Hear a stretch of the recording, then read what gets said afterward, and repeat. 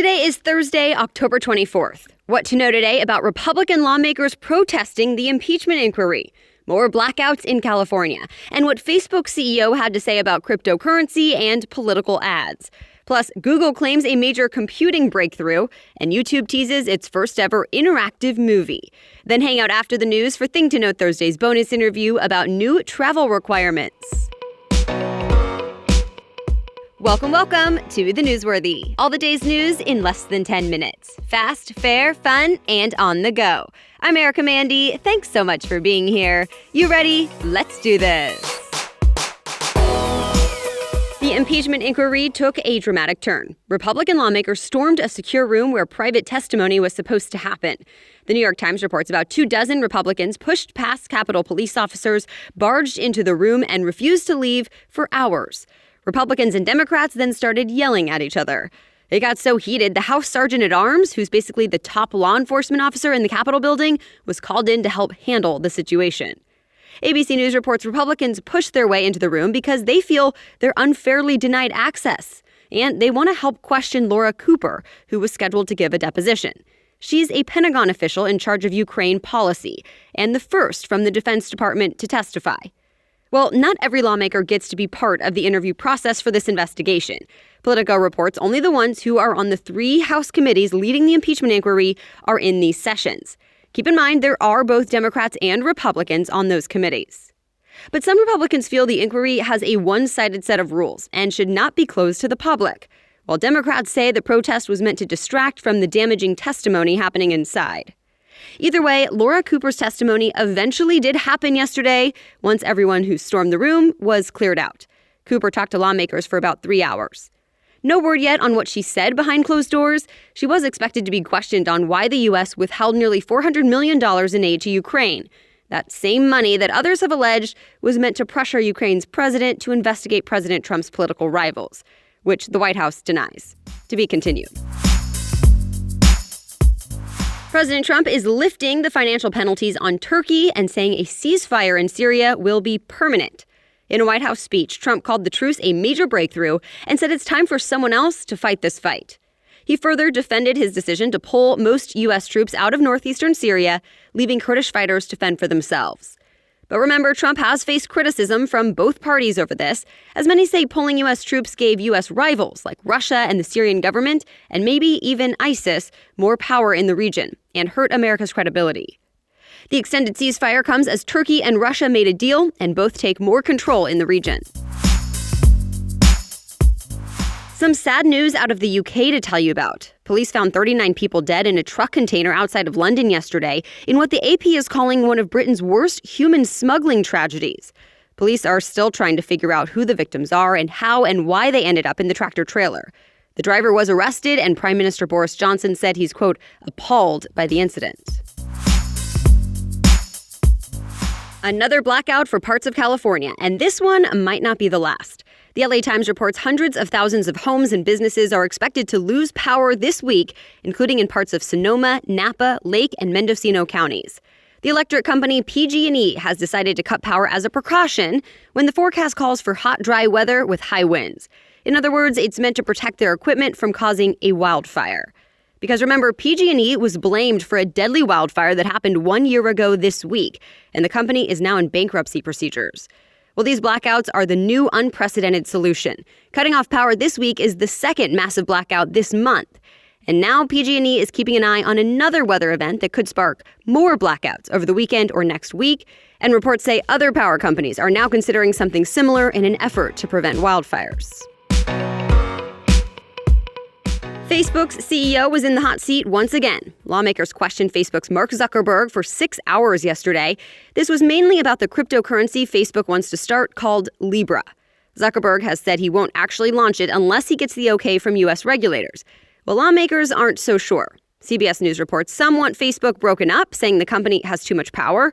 Others are just concerned about the high-profile corporations like PayPal and Visa that used to be on board with Libra but are no longer backing the project. Zuckerberg admitted it's a, quote, risky enterprise. He says the goal of Libra is to make a universal online currency and payment system that will help people around the world who don't have access to bank accounts. But the AP reports lawmakers are worried about how it will impact the financial market and consumer privacy. Either way, Zuckerberg told lawmakers they can't take too much time debating this because the U.S. will fall behind other countries. For example, China is getting ready to launch similar cryptocurrency ideas in the coming months. And one more thing, Zuckerberg was also questioned about Facebook's policies for political ads. Last month, Facebook said it would not take down political ads even if they include false information. Then this week, CNBC says the company changed course a little bit, or at least tried to clarify, saying it would take down anything that might cause voter suppression, like telling people the wrong election date. But it still wasn't completely clear where Facebook would draw the line. Critics say the company should be fact-checking political ads, period. Zuckerberg says voters should see who tries to lie. All right, we have more news ahead, but first, a quick break for our sponsor, Blinkist. With social media and work and family and whatever else, you may not think you have time to sit down and read a book or develop yourself. Well, you do with Blinkist. Blinkist is the only app that takes the best key takeaways from thousands of nonfiction books and condenses them down for you into just 15 minutes so you can read or listen quickly. I'm working while on the road this week, and it's nice knowing I have quick reads at my fingertips while waiting at the airport or in the Starbucks line. Blinkist has a big library of books, too. So when I hear about a book that might be interesting, I can pull up the app right then and there on my phone and get reading or listening and learning within minutes. From the book Factfulness, 10 Reasons We're Wrong About the World and Why Things Are Better Than You Think, to other popular books like The 4-Hour Workweek by Tim Ferriss. And right now, Blinkist has a special offer. Go to Blinkist.com/news to start your free 7-day trial. That's Blinkist, spelled Blinkist, Blinkist.com/news to start your free 7-day trial. Blinkist.com/news. Now, back to the news. Google made a computer that's faster than anything we've seen before. Google says it made a machine that only needs 200 seconds to solve a problem that right now would take the world's fastest supercomputer 10,000 years to figure out. It's a breakthrough known as quantum supremacy, something CNET says scientists have been working toward for a decade. To be clear, quantum computers are much different than normal computers. They process data differently and much faster. So what could this mean for the future? The computers could eventually be used for things like creating new medications, helping with financial investments, and speeding up package delivery with smarter routes, and more. But this milestone is not coming without controversy.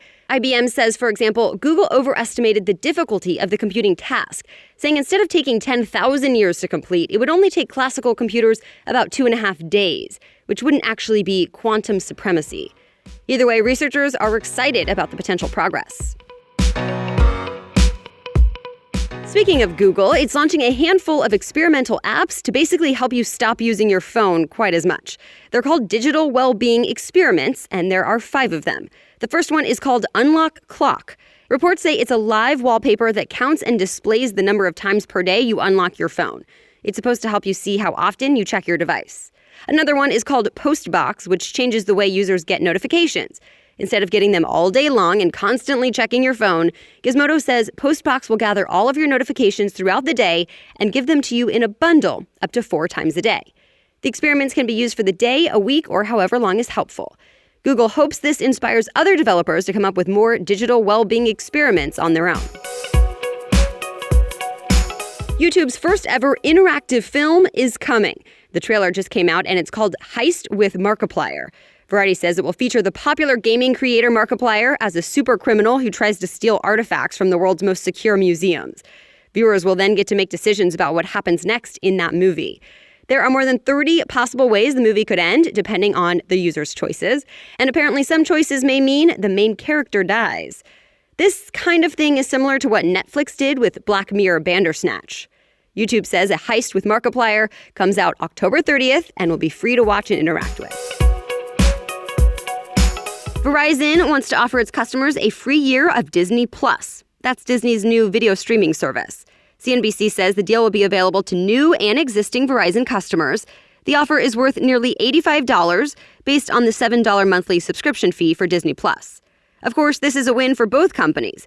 Disney will get a bunch of early subscribers, and many of them will continue subscribing after the free year is up. And it's good for Verizon, too, since the promotion may reel in new customers. This deal is similar to Apple's offer for Apple TV+. CNBC says Apple is giving a year of its service for free to customers who buy a new Apple product. Both Disney Plus and Apple TV Plus launch next month. And that's it for the main news today, but it's now time for Thing to Know Thursday, where a different expert explains a different thing to know, only on Thursdays after the news. And this week, we're talking about Real ID. In just 1 year, all travelers flying within the United States must have a new form of identification to get on the plane. In other words, your old driver's license won't cut it anymore, even for domestic travel, starting October 1st, 2020. Instead, you'll need something called Real ID. My guest today is Jaime Garza. He works with the California Department of Motor Vehicles, or DMV, and he'll be breaking down what information travelers across the country need to know and do now about the new Real ID requirement coming up next year. Hello, Jaime. Thanks so much for coming on The Newsworthy. My pleasure. So first, let's just explain the basics. What is Real ID and why is it a thing in the first place? You know, that's the most common question I typically get because people really aren't clear as to what Real ID is. So this is what it is. After the terrorist attacks of 9/11, the 9/11 Commission made a recommendation that said that the country should set some minimum standards across all 50 states in terms of issuing driver licenses and identification cards to make sure that there are minimum standards for identity verification and security features that are contained within these cards. That's simply what Real ID is. And beginning October 1st, 2020, the federal government is going to require that you have one of these two cards or another federally approved document in order to fly within the United States or enter secure federal facilities and military bases. Let me put it a different way because some people quite don't understand.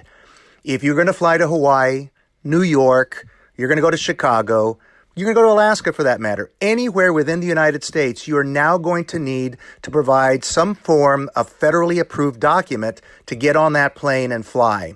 Wasn't like that before. So hopefully that makes it clear. And so when you're talking about a federally approved document, that's going to be this new version of your driver's license or ID, or you can also bring a passport or something else that helps prove your identity if you have not had a chance to get this new Real ID. That is correct. So the federal government, TSA, says you can use everything such as a passport card, a global entry card, a U.S. Department of Defense ID, that's a military ID, a permanent resident card, a border crossing card.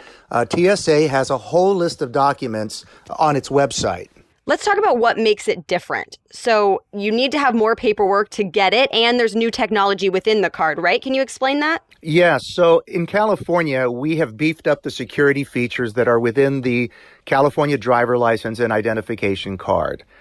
In order to get a Real ID version of that driver license, because we do issue two driver licenses and they both offer you the same driving privileges, the only difference is that you're going to see a star in the upper right-hand corner, which makes sure that it is a Real ID card. And all the 50 states have that star. And when you see that, that means you've physically gone into a DMV facility in your state, and you've provided necessary documentations that the federal government is requiring.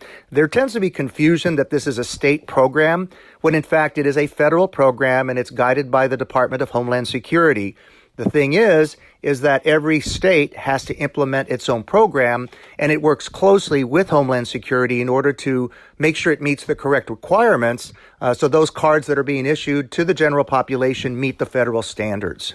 I'm glad you brought that up. So even though it's a federal program, there are some differences state to state, correct? So where should people be looking to check what their state requirements are and when they can actually get their version of the Real ID? We have a one-stop shop website, Real ID, here in California.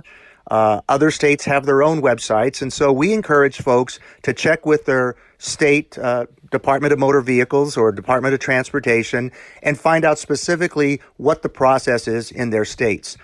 In California, we've been very, very fortunate that all of our major airports and our regional airports have teamed up with us to provide information within the terminals. And they're doing that for free because they know once October 1st, 2020 comes around, it could be chaotic in their airports if people are not familiar with the Real ID requirements. Even with all those efforts, do you fully expect there will be people on October 1st, 2020 that show up to the airport with their ID from before and no passport who are not able to get on the plane? Unfortunately, yes.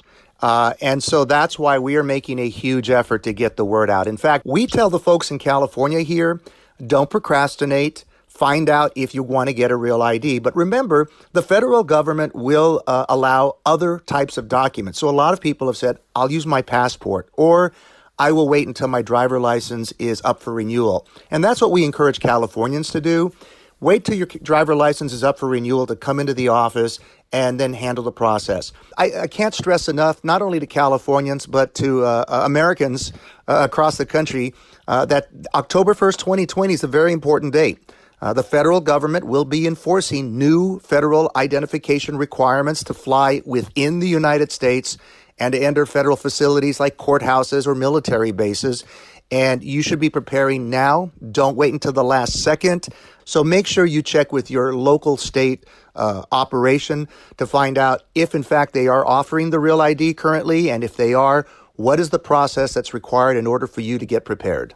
And just to clarify, international travel does not change. You'll still need your passport. I'm glad you made that point because some people are confused. This new requirement only is for travel within the United States, the 50 states. So keep that in mind. It's not for international travel. You will still need a passport to fly internationally. And you can learn more about the Real ID and all the stories we mentioned in this episode in today's show notes. Just go to thenewsworthy.com, click episodes, and look for today's date. Thank you so much for listening today. The Newsworthy is here for you by 4 a.m. every weekday. We'll chat again tomorrow. Have a great day.